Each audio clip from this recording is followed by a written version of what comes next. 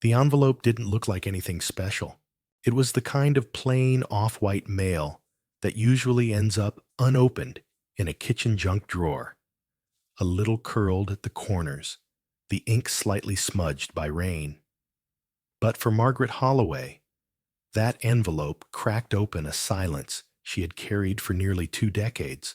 It arrived on a Tuesday, not a meaningful date, not an anniversary, just a regular day in a quiet Pennsylvania neighborhood where the leaves were starting to turn and the air smelled like wood smoke and laundry detergent. Margaret had just come back from the grocery store. She carried 2 bags inside, set them down, and sorted the mail like she always did. Bill's catalog coupon flyer, and then this. No return address, no logo, just her name in strange, shaky handwriting. Margaret wasn't the type to open things right away. She was cautious, measured. A high school guidance counselor for 22 years, she had a patience that could stretch for miles. But something about this envelope, it hummed in her fingers. She didn't put it down. Inside, there was one sheet of paper, and on it, a single sentence. I think I'm your son. She didn't drop it. She didn't scream. She just sat down hard on the edge of the kitchen stool and read it again. The words stayed the same. 18 years ago, Margaret had given birth to a baby boy. Alone. Scared. In a hospital 2 counties over, under a name that wasn't hers. She had just turned 20. The pregnancy had been hidden, denied, and ultimately surrendered. She had been told he didn't survive. The words were blunt, cold, final. We're sorry. He didn't make it. No body. No funeral. No details. Just absence. She had carried that emptiness for so long, it became part of her like scar tissue under the skin. She went back to college, moved towns, became the woman people called calm and solid. The woman who baked casseroles when neighbors lost a parent. The woman who volunteered at church, but never sat near the babies. And now, this letter. There was no signature, no name. Just a P.O. box written at the bottom, as if the sender was afraid of being wrong or right. Margaret folded the letter carefully, not like it was sacred, more like it was dangerous. She didn't call anyone. She made tea, forgot to drink it. She stood in the laundry room and stared at the dryer as it ran. For hours her mind ran in 1,000 directions. Every possibility was a threat or a miracle. What if this was a scam?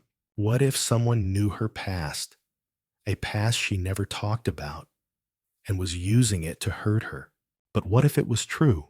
What if somehow, against everything she'd been told, her baby had lived? She pulled an old shoebox from the back of her closet that night.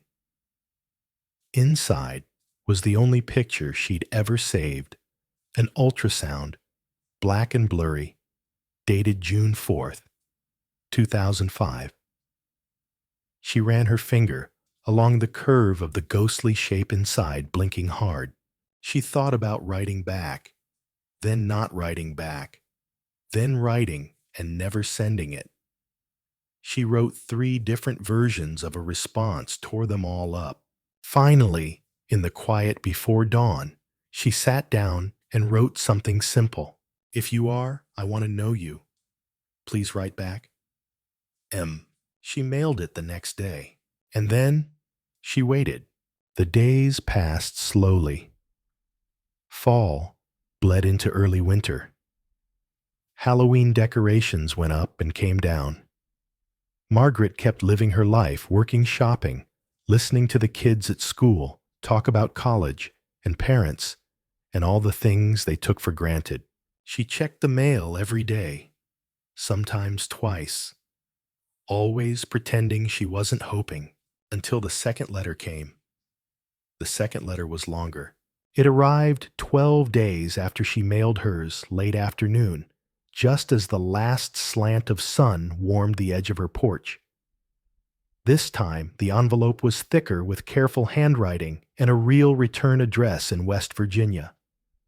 Margaret opened it slowly, as if the letter might slip away if she moved too fast. The first page started simply. Hi, my name is Nathan. I was adopted.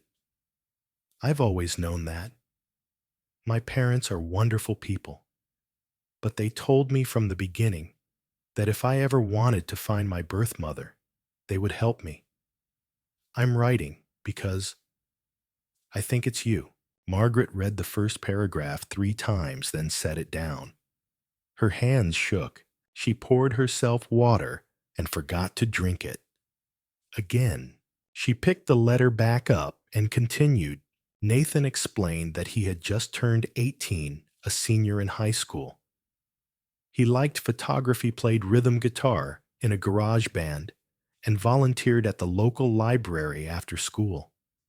He had a dog named Casper and a birthmark on his left shoulder. He included a photo. The photo was printed on regular paper, grainy and a little too dark. But it was him, a boy with gentle eyes, tousled dark hair, and a crooked smile. Margaret stared at that smile. It tugged something loose inside her, something buried and careful and tender. He looked like her brother. He looked like the father. He looked like the boy she had dreamed of more times than she could count and forced herself to forget every morning. I'm not trying to mess up your life, the letter continued. I just want to know where I come from. And if you want to know me too, I'd like that. He ended with a phone number and a quiet offer. If it's too much, I understand. But if you're still reading this, thank you. Margaret didn't cry. Not right away.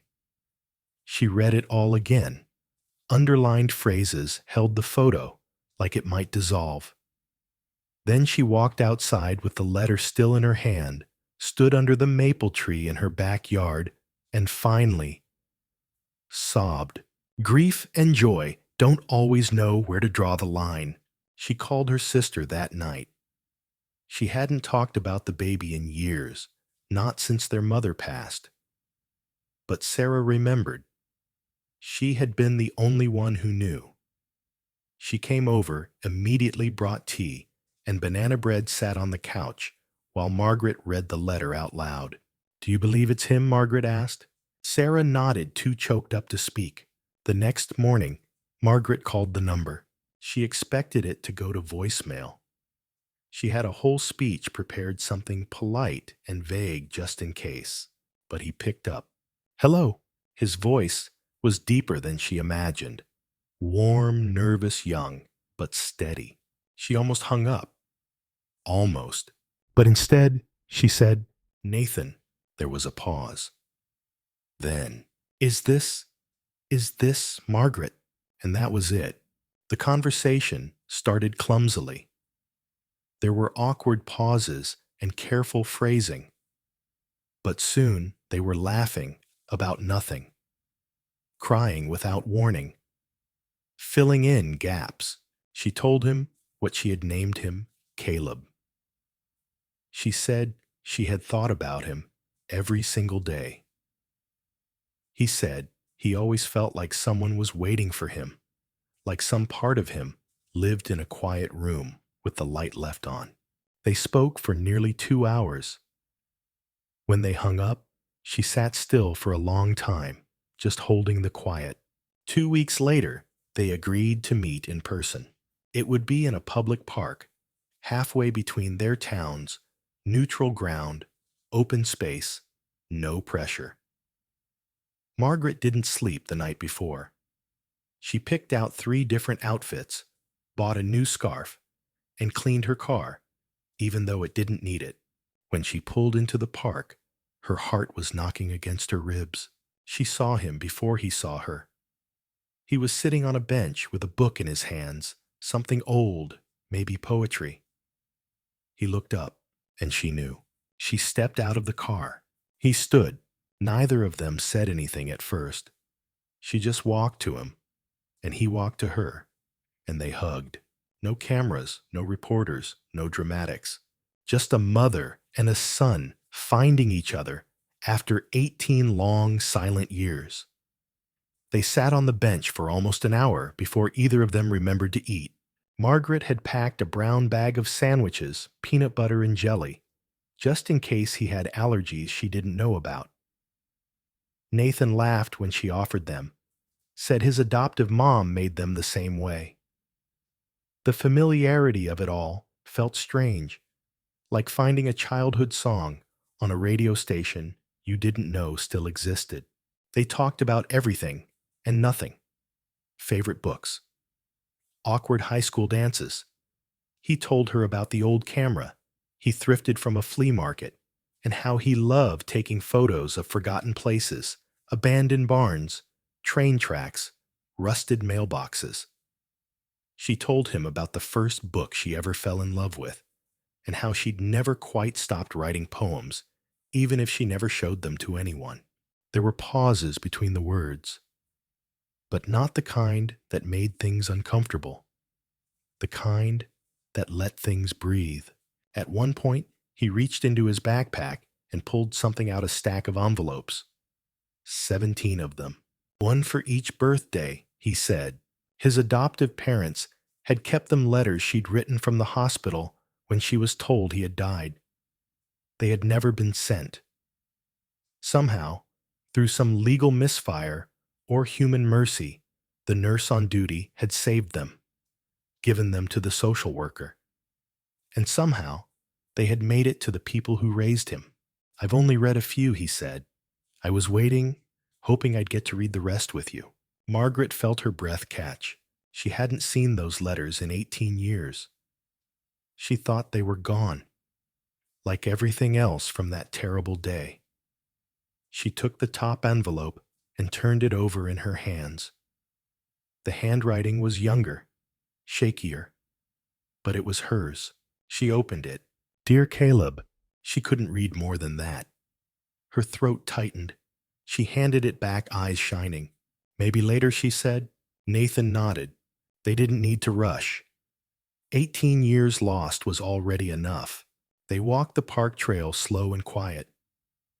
Other families passed by, mothers holding toddlers, older couples, walking dogs, teens on skateboards. Life kept moving. Margaret felt like she was moving too. For the first time in nearly 2 decades, they sat again, this time by the river. He told her what he knew of his birth. Just fragments, really. No one had explained much. Just that he'd been born premature, transferred to a different hospital, and nothing else. His adoptive mother always said, "Your first mom loved you very much. She just couldn't stay." Margaret looked at him, then eyes full of the truth she hadn't dared speak yet. "I didn't leave," she said. "I was told you didn't make it. I held you for a second, and then they took you and I." She stopped, swallowed the ache. Nathan reached for her hand. "I know," he said, and somehow he did. There would be more conversations, more hard questions. Why hadn't the hospital corrected the record? Who signed the paperwork? Was there something darker underneath it all? But not today. Today was about presence, not past. As the sun began to sink behind the trees, casting gold across the water, Nathan pulled out his camera. "Mind if I take your picture?" he asked. Margaret smiled. "Only if I can take yours after." He raised the lens. She turned toward the light, and in that moment, for just a breath in time, it felt like she hadn't missed a thing. That night, Margaret didn't sleep. Not from fear or restlessness, but because something inside her had finally cracked open, and the light coming through made it impossible to close her eyes. She sat by her kitchen table, the same table where she'd once imagined placing a birthday cake with a single candle, the same place she used to lay her head in grief. Now it was covered in 17 letters, slightly yellowed at the edges, but perfectly preserved.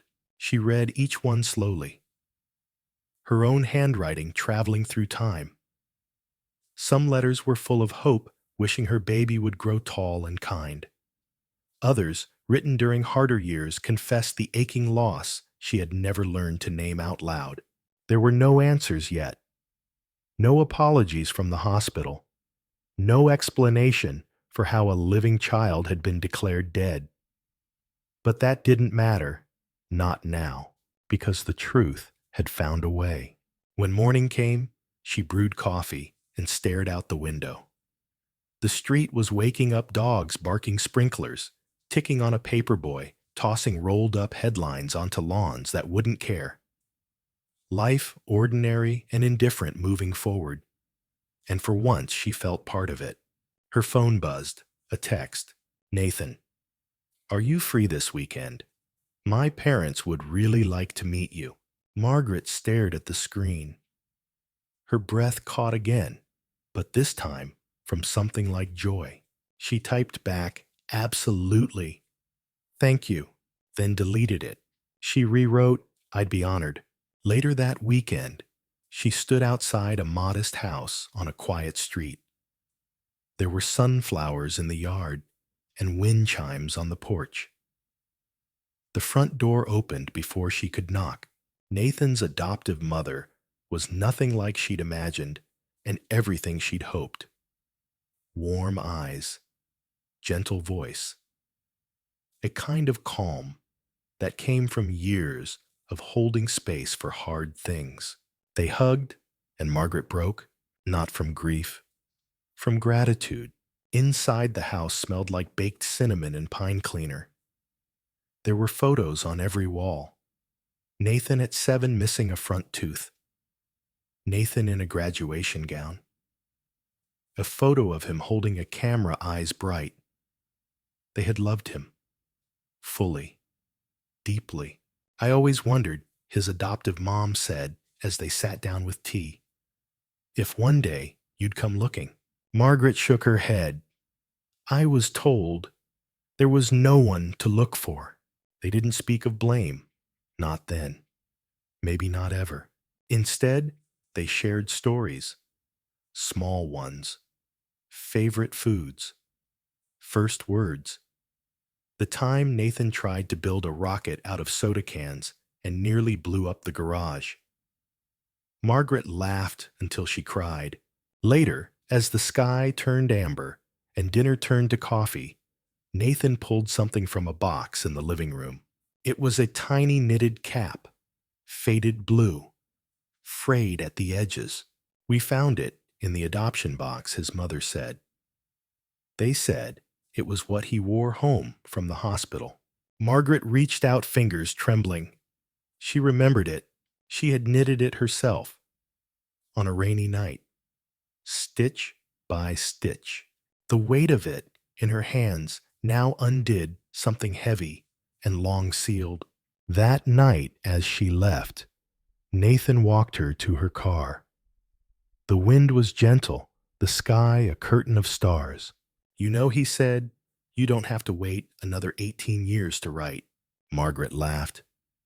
"I think I might have a few things left to say." He smiled. "I'll read every word." They stood there a moment longer. Then Nathan reached into his pocket and handed her a folded piece of paper.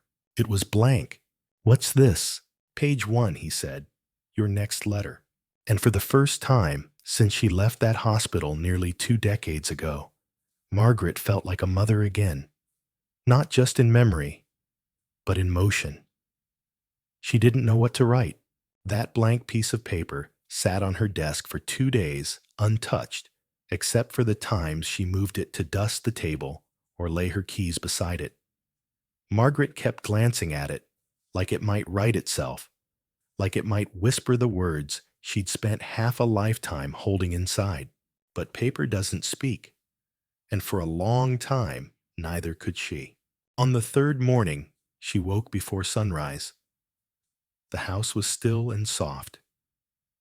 She poured herself a cup of coffee, sat down, and stared at the page. Then slowly she began.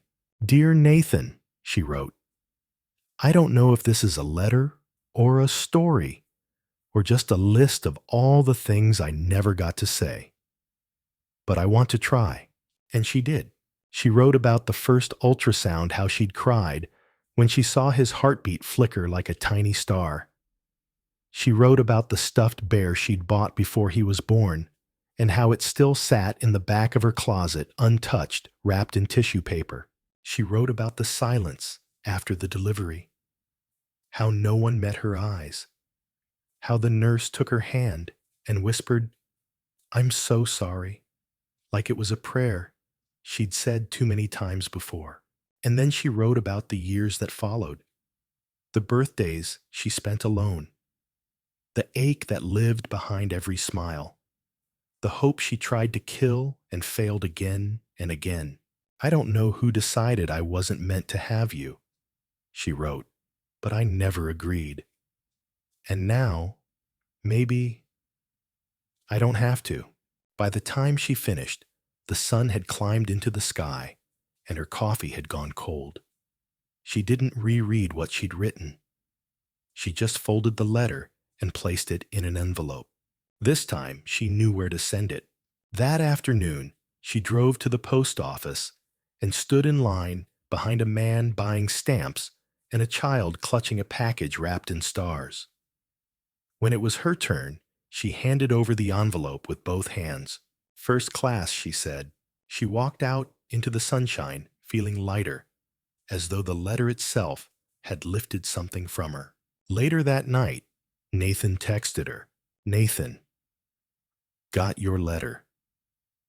I cried in my car for 10 minutes before I could even drive home. Margaret, I almost didn't send it. Nathan, I'm glad you did." A beat.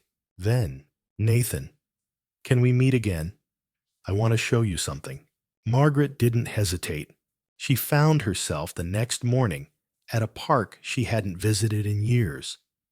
It was the same park where she'd once imagined pushing a stroller, walking hand in hand with a toddler, teaching a boy to ride a bike. Nathan was waiting at the old wooden bench near the duck pond.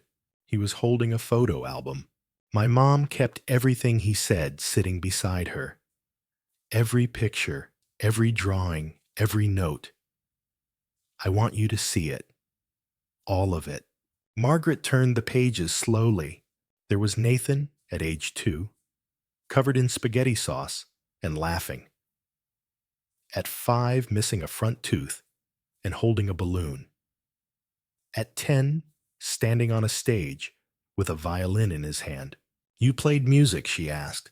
"Still do?" He nodded. "I write sometimes." He paused. "Actually, a lot of what I write is about the idea of absence, of what's missing.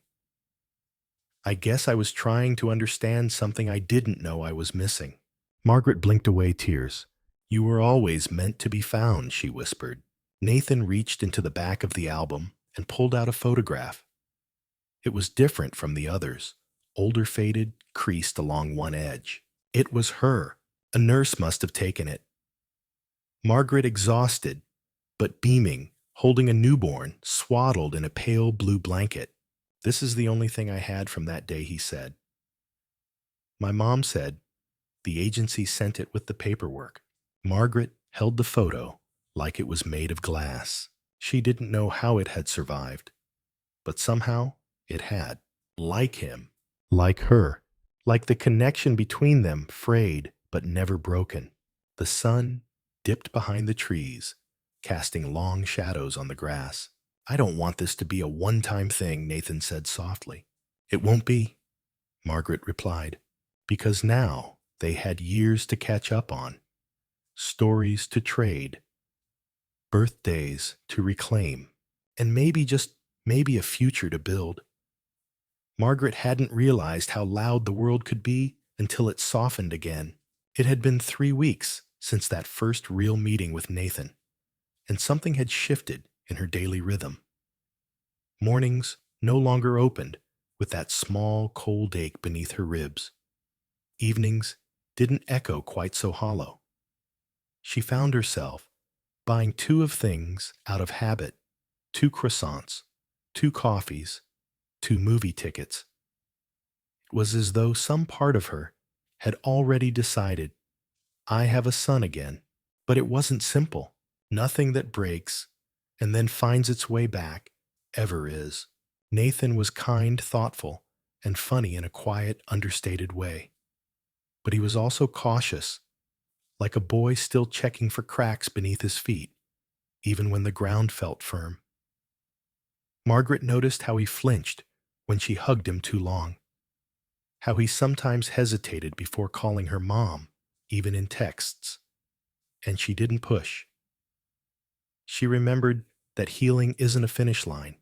It's a language you relearn day by day. One Friday afternoon, Nathan invited her to his apartment. It was small, sunlit, and cluttered in a charming way. Potted plants lined the windowsills. Books stacked in leaning towers along the walls. A guitar rested in the corner beside a battered backpack. On the fridge, a magnet from a trip to Oregon. Margaret ran her hand across the countertop, as though it might tell her something about the years she missed. I want to play you something, Nathan said, already reaching for his guitar. She sat on the couch, unsure if she should smile or cry. The melody was soft winding, like water finding its way through stones. The lyrics were sparse, but sharp, each one landing like a whisper meant for her ears alone. When he finished, Margaret clapped her hands together once and then covered her mouth. I wrote it the week after we met, Nathan said. It's called The Letterbox. She nodded, unable to speak. Her heart ached in the best possible way. That same weekend, Margaret invited Nathan to her house for the first time. She spent the whole day preparing, vacuumed twice, rearranged framed photos so he wouldn't feel out of place. She even lit the cinnamon candle she used to save for holidays. Nathan showed up with a pie and a nervous smile. He stepped into the foyer and stood there blinking at the wallpaper. I've seen this before, he said slowly. Margaret looked confused. Not here exactly, but my dreams. This pattern, this smell, lemons, and books. It's weird, but I feel like I've been here. She nearly dropped the plate she was holding. When she was pregnant, she used to sit in the nursery for hours reading aloud classics, poems, lullabies. Lemon oil lingered in the corners from cleaning days. It was the one room she'd never repurposed. It had stayed closed, untouched for 18 years. She led him upstairs. The nursery door creaked open. Dust floated in shafts of light like glitter suspended in silence.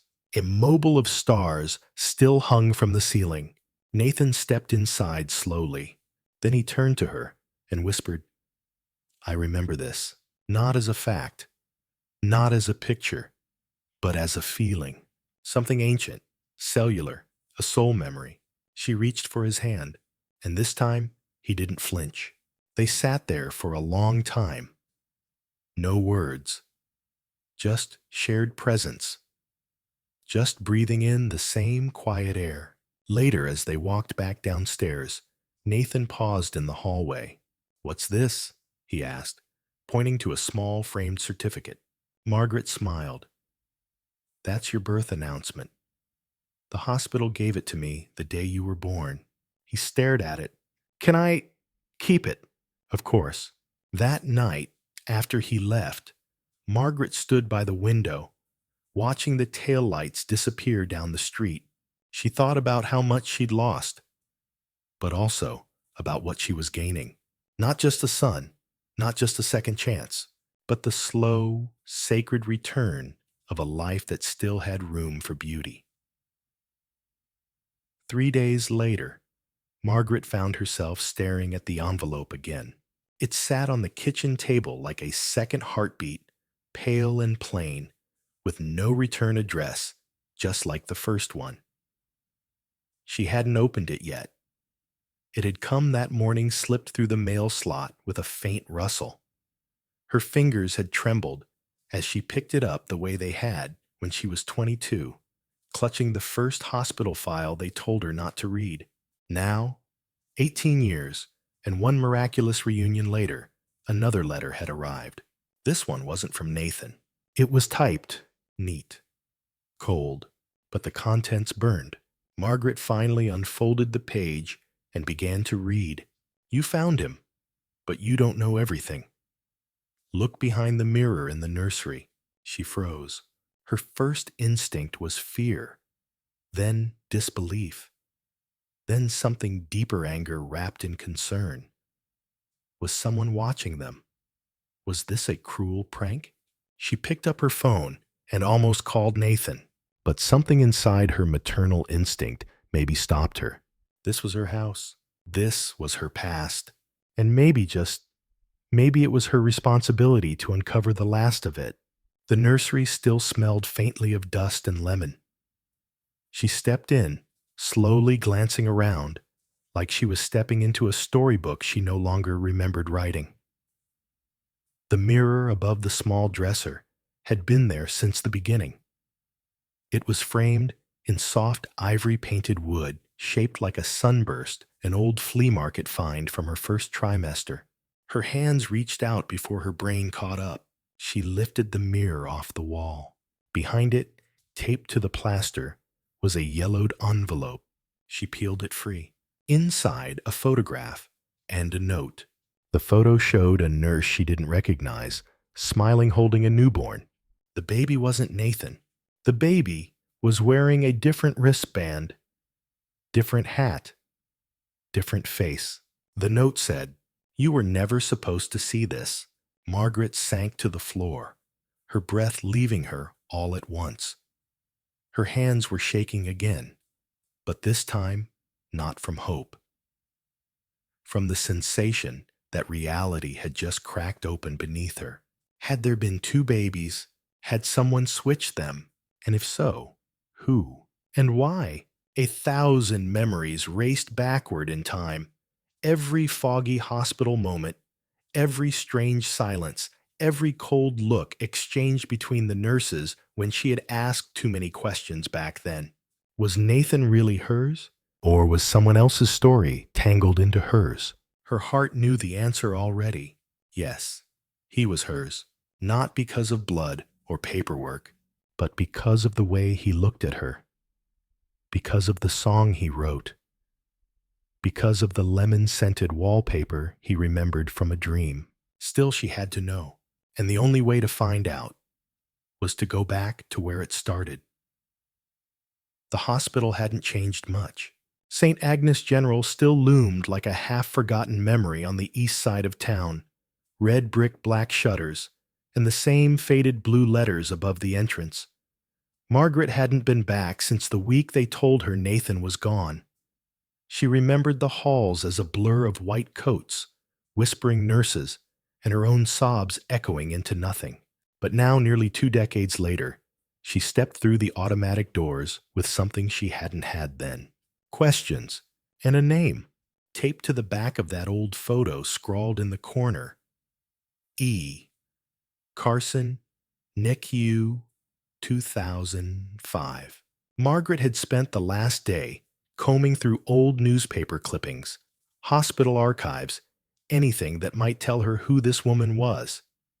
Evelyn Carson had worked in the neonatal unit from 2000 to 2006 before quietly leaving after an internal staffing transition.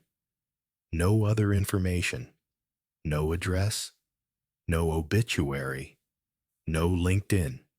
Nothing. But there was one place Evelyn's name still existed, the hospital's HR files. Margaret hadn't come here to cause trouble, but she had come prepared. A faded hospital ID badge from her volunteer years, a clipboard she found in the basement, and the same determined look she'd worn the day she gave birth and wasn't allowed to hold her son. She passed through security, heartbeat in her throat. No one looked twice. The nurse at the front desk smiled as Margaret passed. "Can I help you?" Dr. Reynolds wanted these filed in person with HR, Margaret said, keeping her voice low and professional. The woman blinked. Oh, sure. They're down the hall, third door left. Margaret nodded and walked quickly, hoping her bluff held. It did. The HR office was small and quiet. No one inside. She closed the door behind her, locked it, and started scanning the file drawers.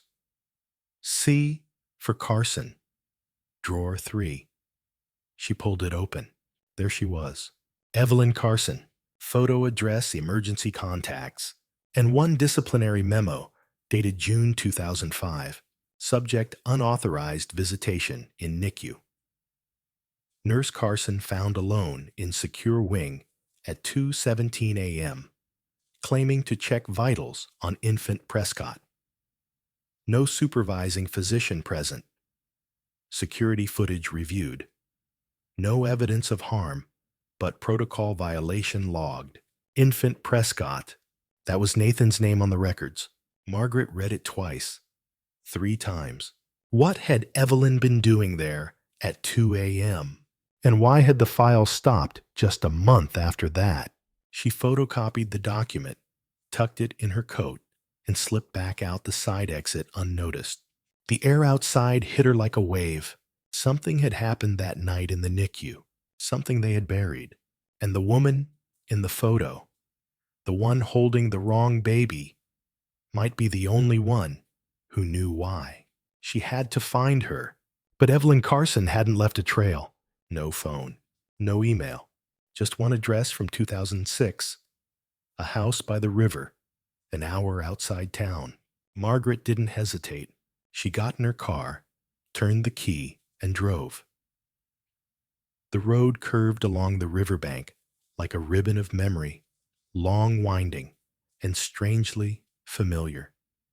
Margaret had never been to this part of the county before, but something about the landscape made her uneasy. The trees leaned close to the asphalt. The sky hung low and gray. It was the kind of place where people disappeared into grief, into silence, into lives no one asked about. The address led her to a cottage tucked behind overgrown hedges. Paint peeled from the porch rail. Wind chimes clinked like broken glass in the breeze.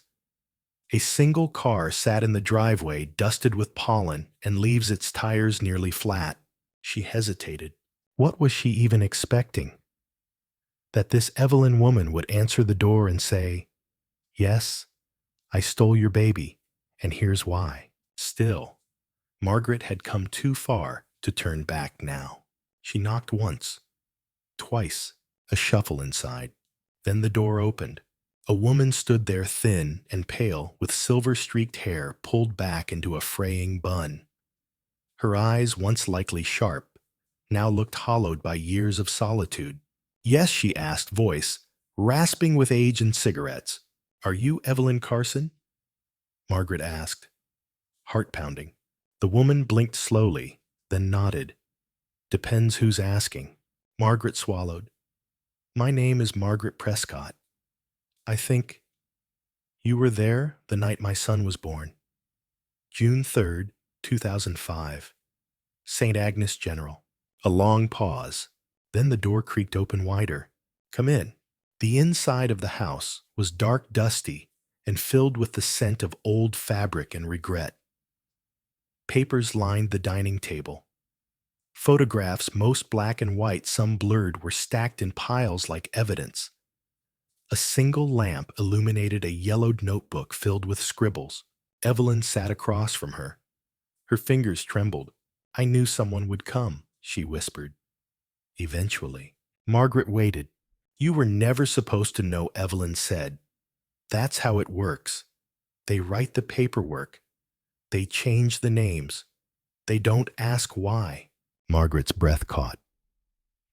"You're saying my baby didn't die?" Evelyn didn't answer. She just stared at the old notebook. And then she stood, walked to a drawer, and pulled out an envelope. Inside was a second letter. It was identical in handwriting, to the one Margaret had received. But this one was dated 2005.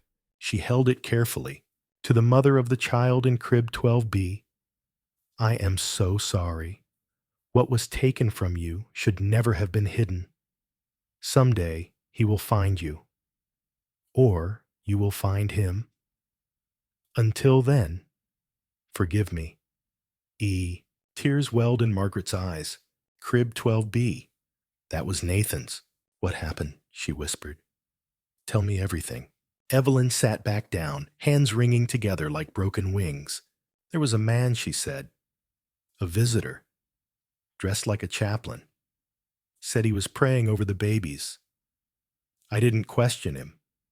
You don't when someone wears a collar. Margaret's chest tightened. He stayed for hours, Evelyn continued.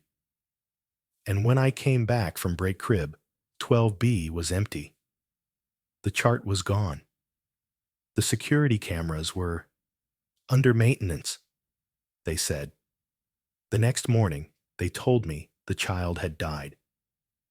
But I knew. I knew that man took him. And you never said anything, Margaret asked, voice sharp. I tried, Evelyn said, her voice cracking. But who would believe me? A nurse with one violation already on record. They said I was unstable, that I'd made a mistake. Margaret shook her head, eyes burning. So you just let it happen. I sent the letter, Evelyn said softly. It was the only thing I could do. Margaret stood up, grief mixing with fury. You let me mourn a child I could have held. For 18 years. I was trying to protect him, Evelyn said.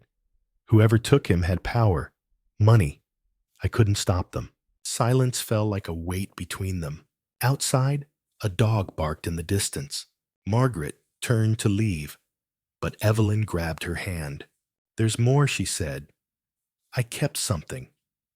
Something the man left behind. From beneath a floorboard, she pulled a small wooden cross, child-sized plain, and etched on the back with a date. June 3rd, 2005. And one name, Eli. Not Nathan, Eli. Margaret stared at it. Her son had been renamed, reclaimed by someone else. And now, after all these years, that name was the only clue she had left. Margaret sat alone in her car, the small wooden cross resting on the passenger seat beside her like a silent passenger. The carved letters Eli seemed to glow faintly under the fading sun. She hadn't cried yet. Not really. Her body was too stunned to grieve again, like it didn't know whether to feel hope or heartbreak. She turned the key in the ignition, but didn't drive. Instead, she sat there staring at the old cottage in her rearview mirror until the porch light flickered on behind Evelyn's drawn curtains. Ellie. She said it out loud for the first time, and it tasted like something stolen, something beautiful and unfinished. Where had he gone? Who had raised him? And why, after all these years, was the truth just now cracking through the silence? The following morning, Margaret returned home and laid everything out on the kitchen table like a map.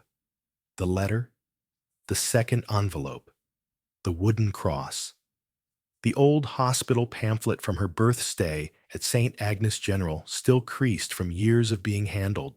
She opened her laptop. The search was going to begin again, but this time not as a grieving mother, but as a woman chasing answers. It started with the date, June 3rd, 2005. She searched news archives for anything unusual on that day. Nothing. Then she searched for St. Agnes General Hospital scandals focusing on that year. That's when it popped up a lawsuit filed in 2006, sealed from public access. The suit alleged inappropriate access to nursery records and medical charts by an outside clergy member posing as a volunteer. The plaintiff, a nurse, who had since disappeared from the public record. The case was settled quietly. No charges were filed. The nurse's name had been redacted, but Margaret already knew who it was. Evelyn. She scrolled further. A name caught her eye. It appeared in a separate article, William Crosswell, Director of Pastoral Services, resigns from St. Agnes after allegations of misconduct. The article was brief, a vague dismissal. A man of the cloth, a volunteer with access. She clicked his name. An old photo surfaced. A man in a pressed black suit, thin-rimmed glasses, graying hair, smiling beside a child's hospital wing banner. Margaret's skin prickled. That was the man Evelyn had described. She leaned closer. The caption listed him as living in Caledonia County, in a small town along the riverfront. Her heart skipped. The river, the one mentioned in the letter, the one that passed behind the very neighborhood she had grown up in. She pulled out the map Evelyn had marked and traced her finger along the water's path. Then, like fate nudging her shoulder, she remembered something from just days ago, something insignificant at the time.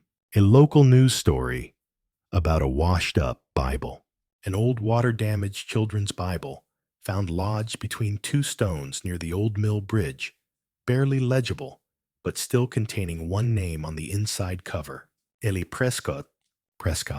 Her name, her son. The story was posted by a small-town historical society page shared only 37 times and quickly buried in the endless scroll of the internet. But it was enough. Margaret grabbed her keys.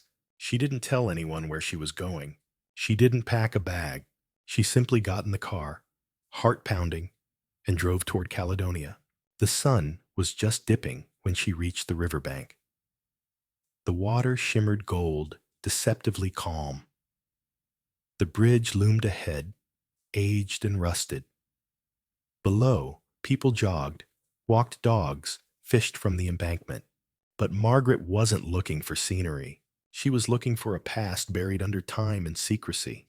She found the marker the Historical Society had described, a plaque for the old mill bridge and a bench placed in honor of an anonymous child.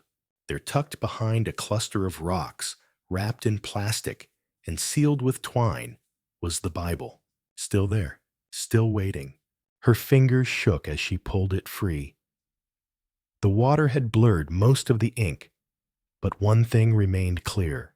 This Bible belongs to Eli Prescott, not Walker, not Crosswell. Prescott, her name. She held it to her chest and let the tears fall. Because somewhere he had remembered. He had written her name, not the name of whoever had raised him. He had remembered who he was, and he had tried to leave a breadcrumb behind. Margaret looked around at the people moving nearby. Any of them could be him. Older now. Changed. Maybe even watching her from the distance. Was he trying to find her? Was he afraid? Or was he right there? Closer than she dared imagine, Margaret didn't leave the riverbank for hours.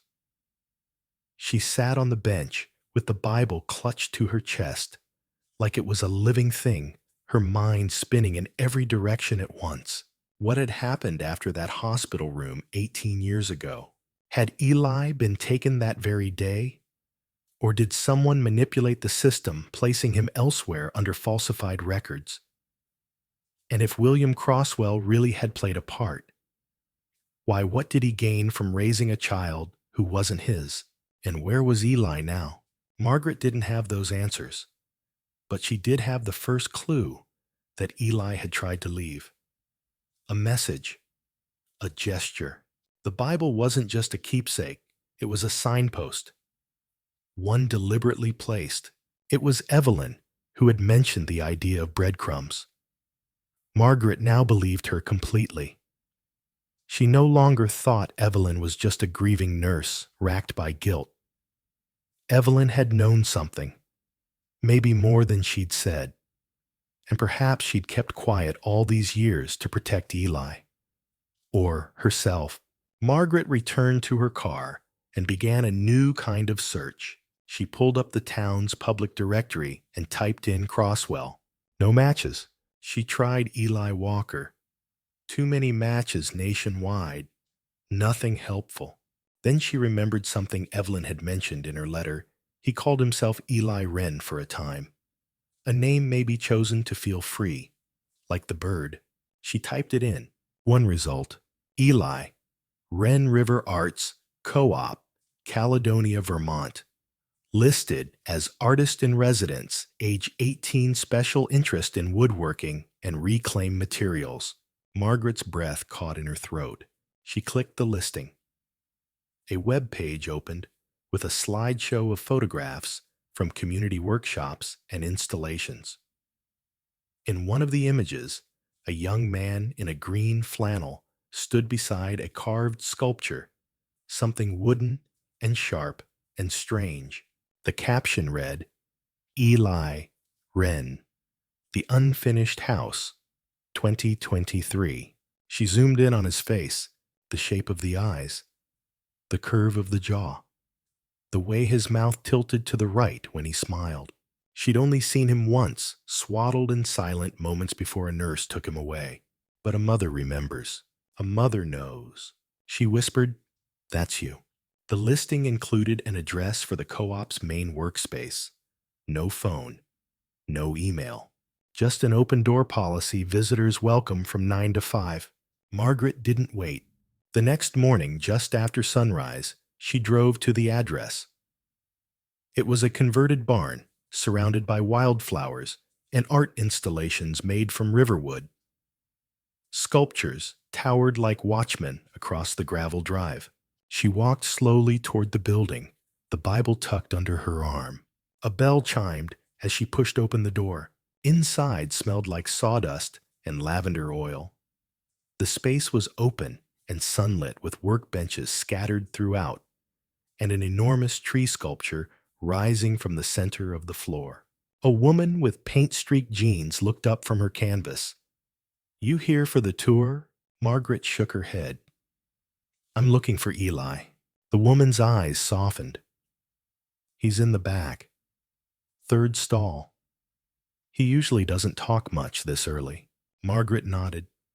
Her legs felt like they didn't belong to her anymore.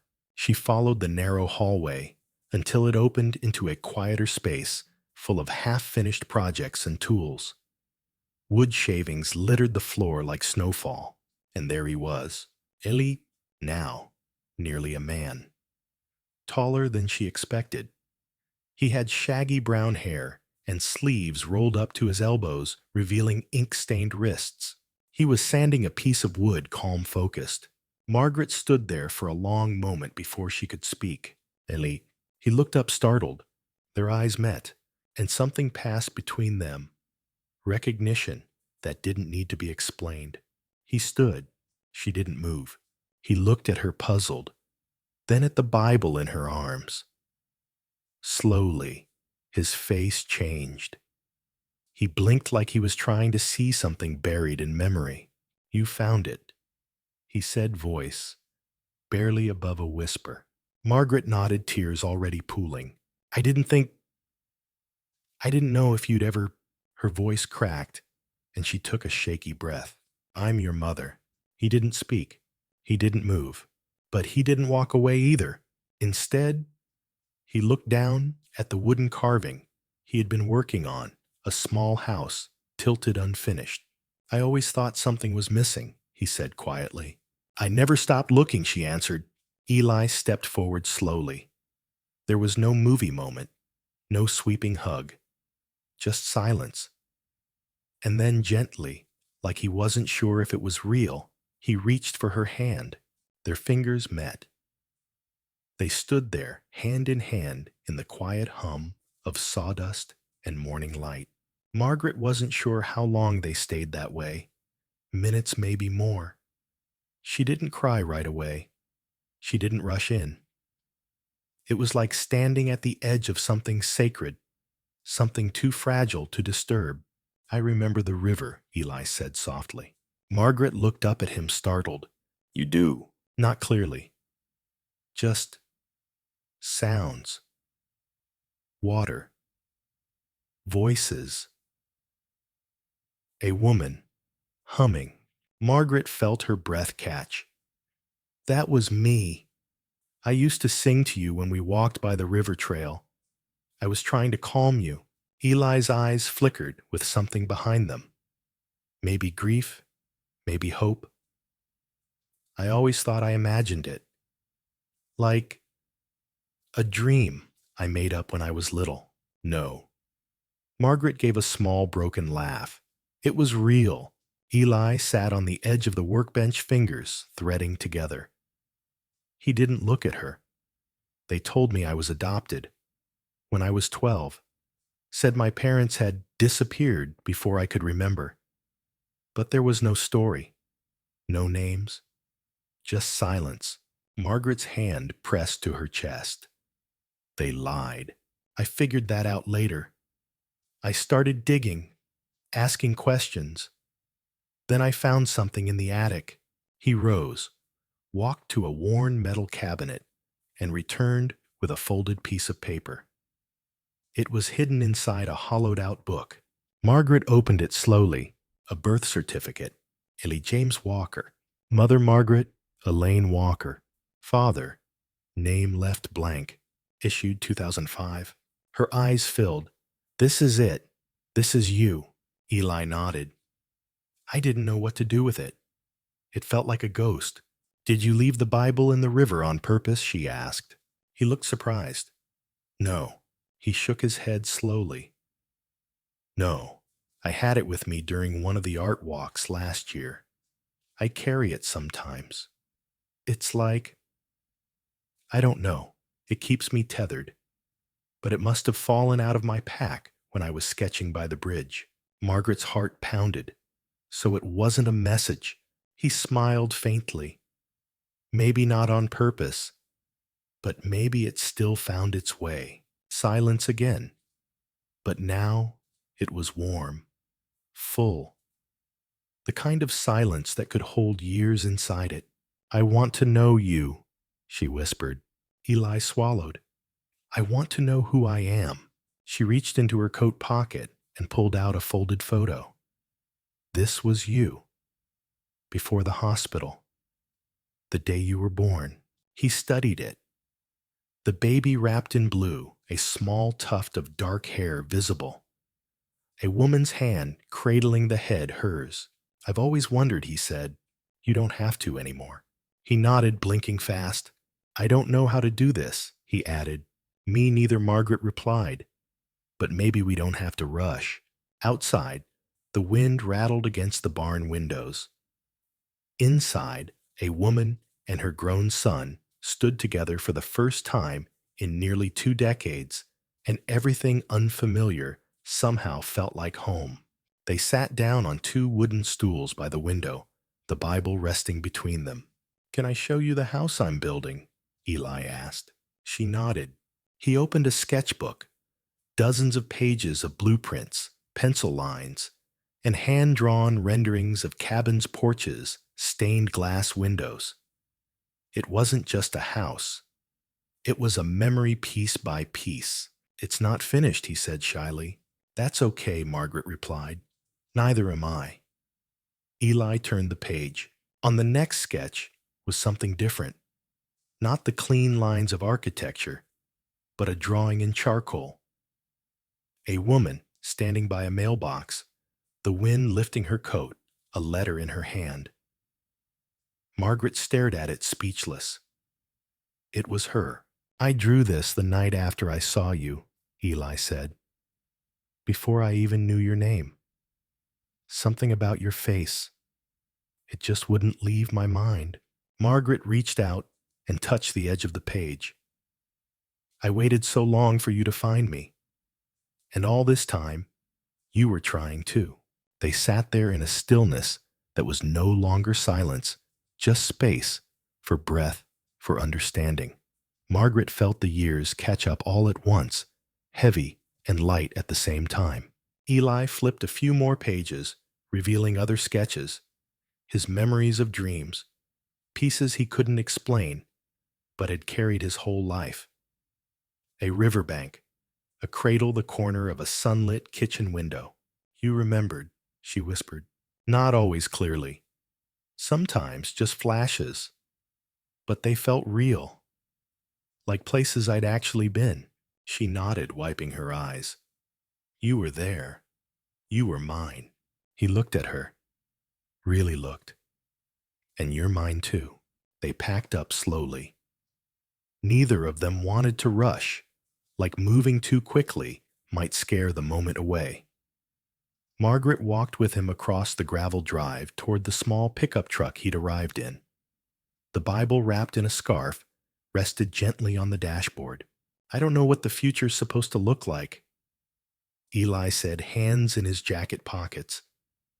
I don't know what kind of son I'm supposed to be. There's no supposed to, Margaret replied. There's only now, he nodded. I'd like to visit. Maybe meet the rest of your family, if that's okay.